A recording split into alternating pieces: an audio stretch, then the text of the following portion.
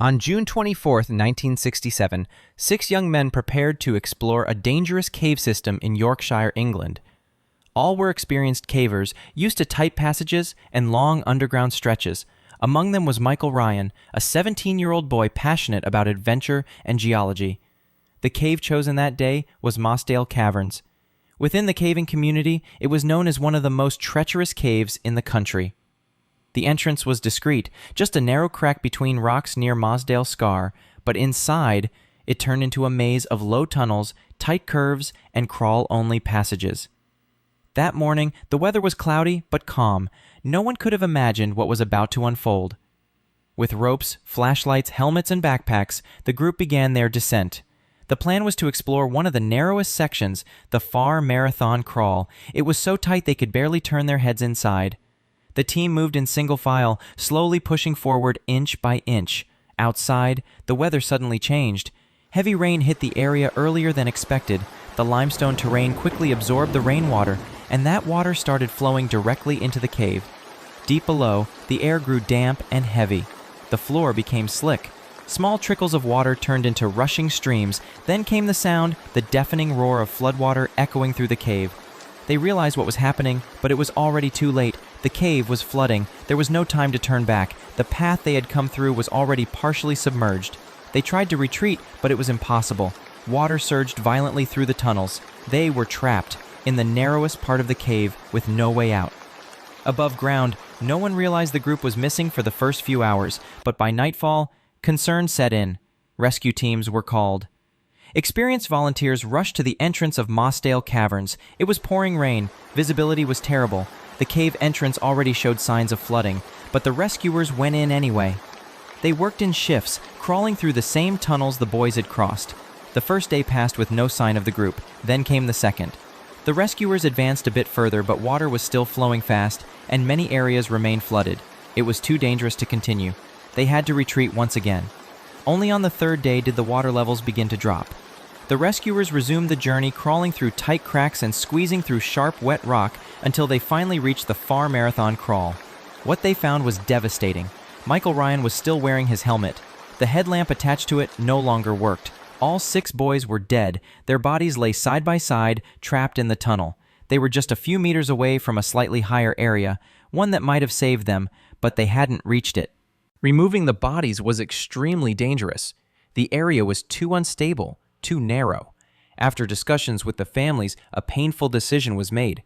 The bodies would remain inside the cave. The entrance was sealed with concrete. Outside, a plaque was placed in memory of the 6 young men. It bears their names: Michael Ryan, Jeffrey Workman, John Ogden, David Adamson, Terry Watson, and Colin Vickers. The tragedy shook the entire British caving community. It was considered the worst cave disaster in British history and led to permanent changes in safety protocols. From that point on, checking the weather forecast became a mandatory rule before any underground exploration. Today, Mosdale Caverns is seen as a tomb. No one enters anymore. The James Mitchell Incident, 1965. On February 13, 1965, James G. Mitchell, 23 years old, set out with 2 friends in search of adventure. He was passionate about caves. That day was freezing. Snow was falling. Together with his 2 companions, he headed into the Mannheim Forest. Their destination, a nearly unknown cave recently discovered by local teachers. They called it Schroeder's Pants Cave, a strange name for such a treacherous place. Upon arriving, they began preparing for the descent. Mitchell went first. He tied the rope to a secure anchor point, fastened the harness to his body, and began descending. Inside, the space narrowed quickly. It was dark, wet, and freezing cold. The main shaft dropped over 20 meters. In the middle of the shaft, there was a small underground waterfall, cold water flowing constantly. James wanted to examine a side opening, but something went wrong. The rope twisted. His body shifted. James called for help. His friends shouted his name. He answered, but weakly. They tried pulling him back up, but he wouldn't move. The rope was caught at a bad angle. Time passed. The water kept pouring down onto his chest, his face, chilling his bones, freezing his skin.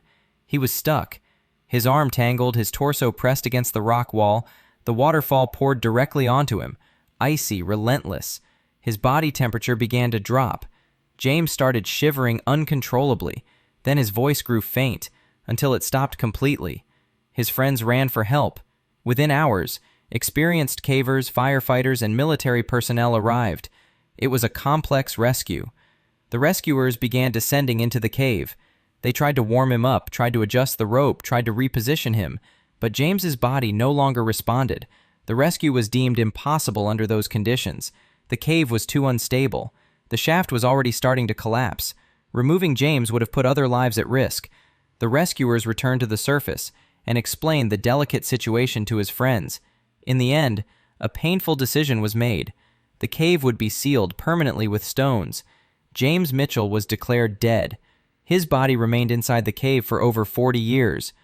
Only in 2006, with modern technology and specialized recovery teams, were James's remains finally retrieved. His brother Bill closely followed the process and was finally able to bury him with dignity. Today, Schroeder's Pants Cave is avoided by everyone. It's remembered as a dark, icy trap, and James's death still stands as a brutal reminder of the dangers that lie beneath the surface. A body suspended, trapped in cold water, with no way out and no warmth. The Plur Cave Incident 2014. In February 2014, the temperature in northern Norway was below freezing. The lakes were covered in ice, and the wind cut across the face like a blade. Still, 5 experienced divers from Finland were preparing for a mission that to many seemed impossible: to fully traverse Plur Cave, one of the most dangerous submerged cave systems in Europe. The team consisted of Patrick Granqvist, Vesa Rantanen, Kai Kankanen, Jari Uusitalo, and Jari Huotarinen.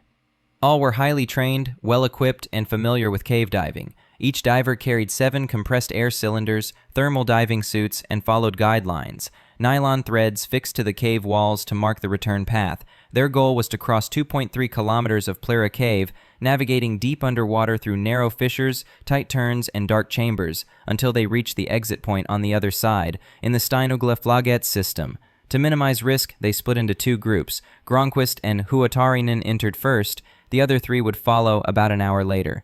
They entered the icy waters on February 6, 2014, around 1 o'clock p.m. The first part of the dive went according to plan. Everything was controlled. Movements were synchronized. Safety protocols were strictly followed. Plur Cave, while dangerous, was familiar territory, but the final stretch held a silent trap. In the last section, Huotarinen began navigating a narrow fissure, an elbow-shaped corridor with tight angles and reduced height, the kind of place where any misalignment could be fatal. Suddenly, something went wrong. Granqvist, ahead, noticed Huotarinen was no longer behind him. Realizing something was wrong, he turned back to help, but it was nearly impossible. The passage was so tight that water pressure pushed against him. The air tanks on his back hit the rock walls. Movement was lost by the second. Huotarinen began swallowing water. He slowly lost consciousness. Knowing he couldn't help, and realizing he was now in danger too, Granqvist made a decision. He kept moving forward, completing the route alone.